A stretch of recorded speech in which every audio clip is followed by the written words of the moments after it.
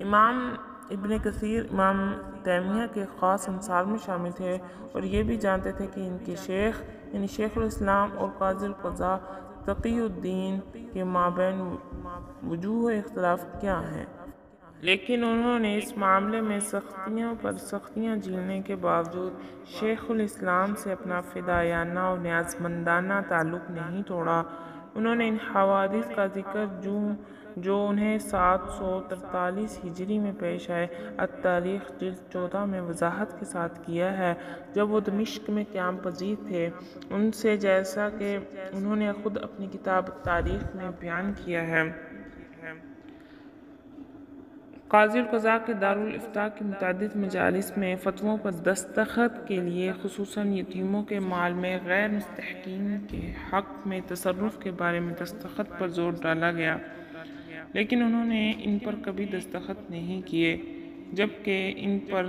قاضی جلال الدین بن حسام الدین حنفی کے دستخط موجود تھے، اور اس کے بعد ان پر صرف قاضی القضاء تقی الدین سبکی شافعی نے دستخط کیے۔ اس کے بعد اللہ تعالیٰ نے انہیں دمشق کی ان مجالس سے نجات دلا کر مصر بھیج دیا، جہاں انہیں طلب کیا گیا تھا۔ یہ فقط اہل علم کا تقوی کا کمال ہو سکتا ہے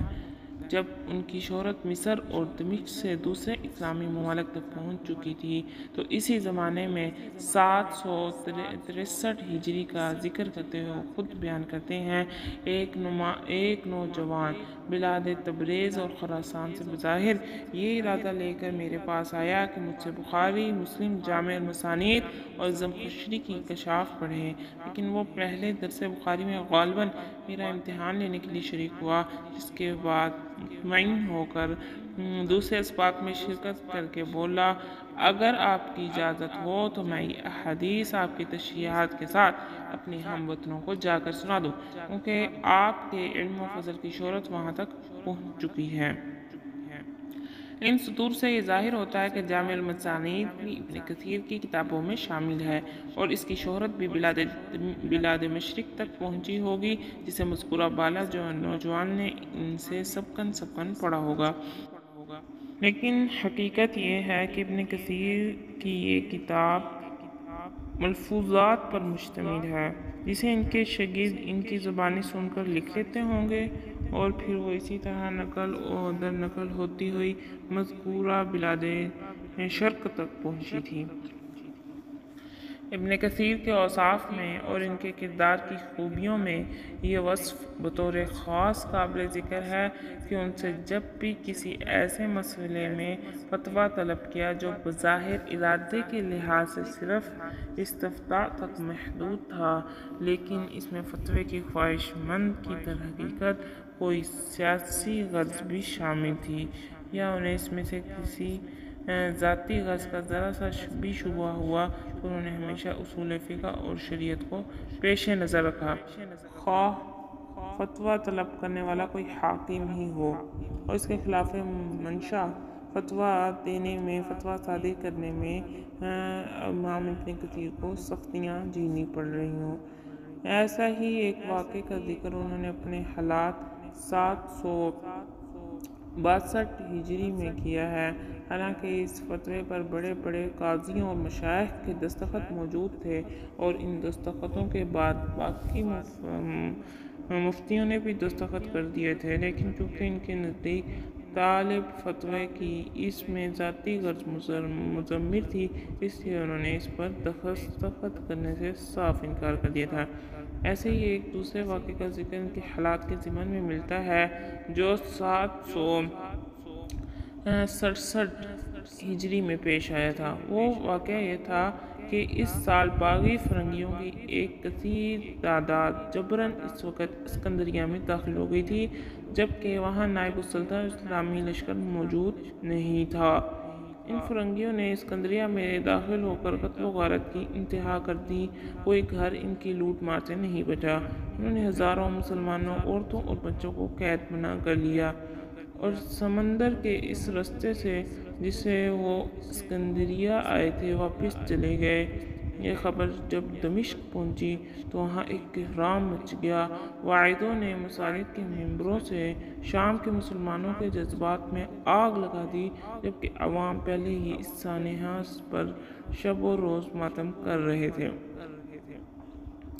ان حالات میں مسلمانوں کا مشتعل ہونا ایک فطری بات تھی، چنانچہ انہوں نے شام کے نصرانیوں کے ساتھ وہی سلوک کرنا چاہا جو ان کے ہم مذہبوں نے اسکندریہ کے مسلمانوں کے ساتھ روا رکھا تھا، بلکہ کچھ مسلمان تو جذباتی طور پر اس کے مرتکب بھی ہو گئے۔ انہوں نے نصرانیوں کی عورتوں کو بھی اس طرح قید کر لیا جس طرح فرنگیوں نے ان کی عورتوں کو قید کیا تھا اور پھر اپنے ساتھ لے گئے تھے۔ جب ان جذباتی طور پر عمل کرنے والے مسلمانوں کی اس کارروائی کے بارے میں حاکم دمشق نے قاضیوں اور مفتیوں سے فتویٰ طلب کیا تو ان میں سے اکثر نے بحالت غیر جذبات سے مغلوب ہونے والے ان مسلمانوں کی اس انتقامی کارروائی کو حق جانب قرار دیا۔ ان کا مقصد بلا شبہ ان مسلمانوں کی تالیف قلوب کے علاوہ حاکم دمشق کی خوشنودی حاصل کرنا بھی تھا، جس نے نصرانی خواتین میں سے ایک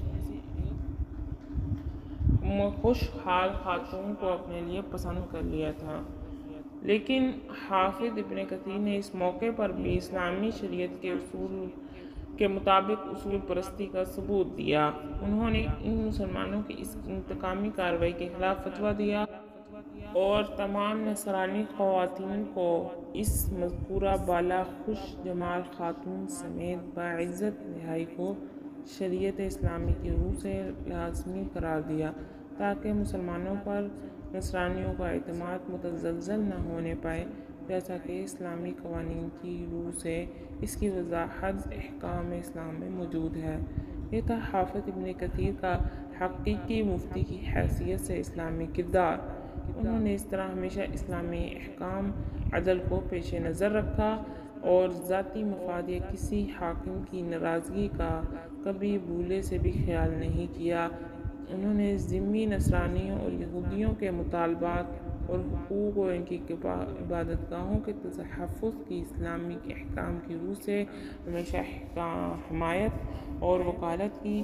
لیکن جب ان سے کچھ نصرانی پادریوں کی طرف سے ایک خط کے ذریعے کچھ ایسے جانوروں کی خلت اور حرمت کے بارے میں گدھے کی شمولیت کا شک ہوتا تھا، فقہ اسلامی کی روح سے فتویٰ طلب کیا تو انہوں نے بلا جھجک اس کے خلاف فتویٰ تحریر کر کے بھیج دیا۔ گدھے کو نصرانی یہودی مذاہب میں